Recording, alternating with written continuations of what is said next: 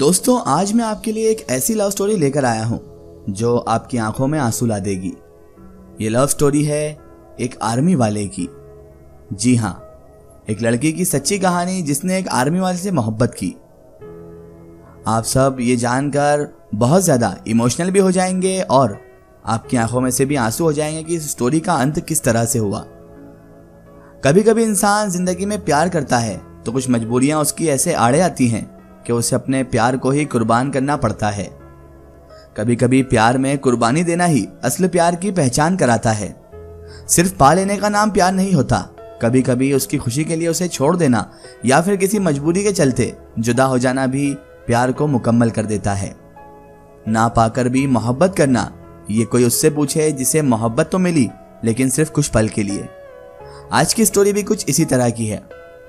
तो चलिए सुनते हैं किरण की स्टोरी, किरण की ज़बानी। मेरा नाम किरण है और मैं पंजाब के एक छोटे से गांव से बिलोंग करती हूं। मैंने कुछ समय पहले ही 12वीं क्लास पास की थी। अपना 12th खत्म किया था, जिसके बाद हमारे गांव में हर साल आर्मी वाले ट्रेनिंग के लिए आया करते थे और कुछ समय ठहरते भी थे, जिसे देखकर मुझे और मेरे परिवार को बहुत खुशी होती थी। हमारा परिवार शुरू से ही उनकी मदद करता था, क्योंकि ये बात तो आप सभी जानते हैं कि आर्मी वाले लोग कितना सेक्रीफाइस करके हमारे देश की रक्षा करते हैं। उन्हें किस तरह अपनी बहुत सारी ज़रूरियात, अपनी ख्वाहिशात को मारकर देश की सरहदों पर तैनात रहना पड़ता है। हम कोई भी त्यौहार मना सकते हैं, लेकिन उनका हर त्यौहार सरहदों पर ही बनता है और वो अपनी जान की बाजी लगाकर हमारी सुरक्षा के लिए हमेशा बॉर्डर पर तैनात रहते हैं।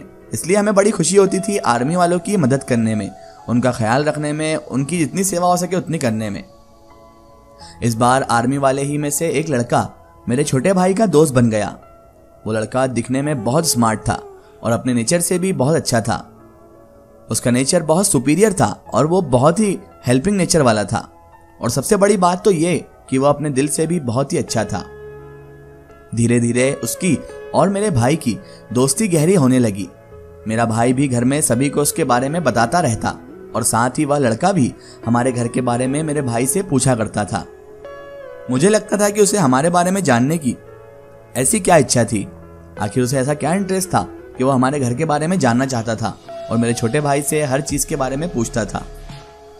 हमारे गांव में सभी लड़कियां शाम को घूमने जाया करती थी, लेकिन हम नहीं जाते थे क्योंकि हमें घर से अलाउड नहीं था। एक बार उस आर्मी वाले ने उन लड़कियों को देखकर मेरे भाई से पूछा कि क्या यही तुम्हारी सिस्टर है?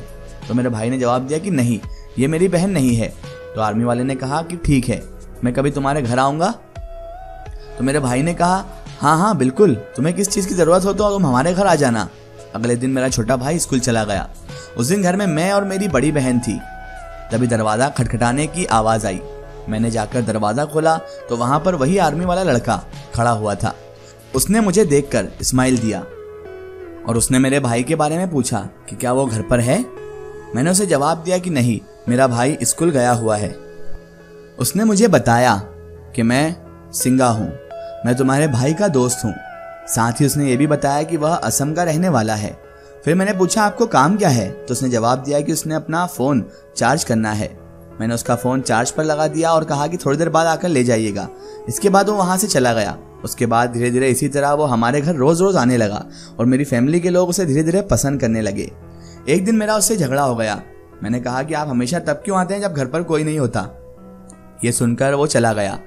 इस बात के बाद उसने मेरी कंप्लेन मेरी मॉम से कर दी और कहा कि इस लड़की ने मुझे ये बात कही है और मैं कोई गलत लड़का नहीं हूँ। साथ ही वह मेरी माँ को मम्मी कहा करता था। मेरी मम्मी ने यह बात हंसकर टाल दी क्योंकि उसे हिंदी समझ में नहीं आती थी।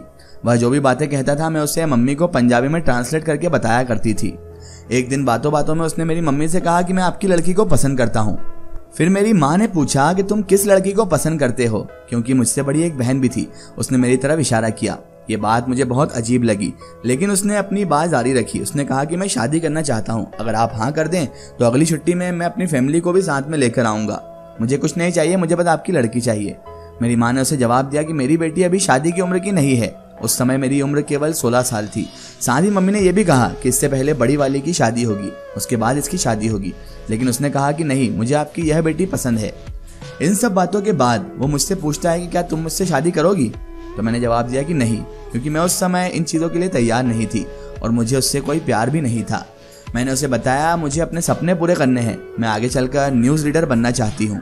हालांकि वह सपना मेरा अभी तक पूरा नहीं हुआ था। वह खुद बहुत पढ़ा लिखा था, तो उसने जवाब दिया, किरण आपके सारे सपने मैं पूरे करूँगा। फिर भी मैंने उसे जवाब दिया कि मैं आपसे शादी नहीं करना चाहती, मैंने कभी आपके बारे में ऐसा नहीं सोचा है। लेकिन फिर भी वह नहीं माना। इसके बाद उसने कहा कि तुम एक बार कूल माइंड से सोच लो, और वो चला गया। उसके जाने के बाद मेरे दिल में बहुत ही टेंशन बढ़ गई। मेरे दिल में डर बैठ गया था कि कहीं मेरे परिवार वाले सच में उससे मेरी शादी ना करवा दे, क्योंकि वह दिखने में भी बहुत अच्छा था और रिच फैमिली से बिलोंग करता था। अब कुछ दिन बीत गए। मेरी माँ ने मेरे पिताजी को उसके बारे में बताया। मेरे पापा और उसने कभी एक दूसरे से बात नहीं की थी, क्योंकि मैं एक सिख परिवार से बिलोंग करती थी। मेरे पिताजी एक सरदार थे और उनका मानना था कि सरदारों की बहुत इज्जत होती है। सच कहूँ तो उस समय मेरे परिवार की हालत बहुत अच्छी नहीं थी। उसने यहाँ तक कह दिया था कि वह मेरे परिवार के लिए नया घर बनवा कर देगा, लेकिन मेरी फैमिली ऐसा कुछ नहीं चाहती थी। मेरे घर आता था और मुझसे बहुत सारी बातें भी किया करता था, और वह हर बार मुझे मनाने की कोशिश करता था। एक दिन मेरी माँ ने उससे कहा कि हमारे घर में हमारी बड़ी बेटी है, आपको अगर शादी करनी है तो उससे शादी करनी होगी, क्योंकि उसकी शादी पहले होगी। फिर मैंने भी उसे समझाया कि तुम मेरी बड़ी दीदी से शादी कर लो, लेकिन उसने कहा नहीं, मुझे तुम्हारी जैसी पढ़ी लिखी लड़की चाहिए, और मैं तुम्हें चाहता हूँ तो तुम्हारी दीदी से शादी कैसे कर सकता हूँ। मैं उस वक्त तो नहीं समझी कि वो मुझसे कितनी मोहब्बत करता है, कितना प्यार करता है। मैं तो बस उसे टाले जा रही थी, क्योंकि मैं बहुत घबराई हुई थी और इससे पहले मेरी ज़िंदगी में कभी ऐसा मौका नहीं आया था, क्योंकि हमारे घर में शुरू से हमें बहुत ही स्ट्रिक्ट माहौल में रखा गया था, ताकि हम दूसरी लड़कियों की तरह कोई ऐसा काम ना कर लें जिससे हमारे परिवार की बदनामी हो। हम चाहे भले ही गरीब फैमिली से बिलोंग करते थे, लेकिन हमारी इज्जत सब दूर बहुत ज़्यादा थी। इसलिए हमें बहुत डर लगता था किसी लड़के से बात करने में, यहाँ तक कि हम बाहर घूमने तक नहीं जाया करते थे, क्योंकि हमारे पापा, मेरे पिताजी बहुत ज़्यादा स्ट्रिक्ट थे इस मामले में, और वो हमेशा कहते थे कि बेटियों को थोड़ा अलग तरीके से रहना चाहिए ताकि इज्जत बरकरार रहे। बहरहाल मेरे माँ और मेरे भाई ने भी उसे बहुत समझाया, लेकिन वो था जो मानने को राजी ही नहीं था, और वो अपने ट्रेनिंग कैंप में चला गया। क्योंकि रात बहुत हो चुकी थी, उस समय हमारे पास फ़ोन नहीं था और हम सब छोटे भी थे, और सच कहूँ तो हमें फ़ोन का कोई क्रेज़ भी नहीं था। एक फ़ोन था जो हमारे पापा के पास हुआ करता था। मेरे भाई ने उससे हमारे पापा का नंबर दे रखा था, इसलिए वह बार बार फ़ोन नहीं कर सकता था, क्योंकि वह मेरे पापा से बहुत डरता भी था, क्योंकि पापा का नेचर ही ऐसा था। पापा इतनी जल्दी किसी से फ्रैंक भी नहीं होते थे, और पापा इसके अलावा इन सब चीज़ों से बहुत चिढ़ते भी थे, मतलब कि लड़का लड़की के अफेयर से। और उसने मेरे पापा का नेचर एक बार में देख लिया था। जब उसने मेरे पापा को देखा था तो वो समझ गया था कि ये बहुत स्ट्रिक्ट हैं और फैमिली को लेकर अलग नेचर रखते हैं। मेरी फैमिली वालों ने भाई को मना कर दिया था कि उसे लैंडलाइन नंबर नहीं देना, लेकिन वह बहुत स्मार्ट था। उसने कहीं से लैंडलाइन फ़ोन देख लिया था। एक दिन उसने मेरे भाई से कहा कि तुम्हारे पापा का फ़ोन नहीं लगता, तो उसको मेरे भाई ने लैंडलाइन नंबर दे ही दिया। अब वह हर रोज़ लगातार मेरे घर कॉल करने लगा और मुझसे बात करने की कोशिश करने लगा। इसका एक ही स्टोरी हम देखेंगे इसके अगले पार्ट में।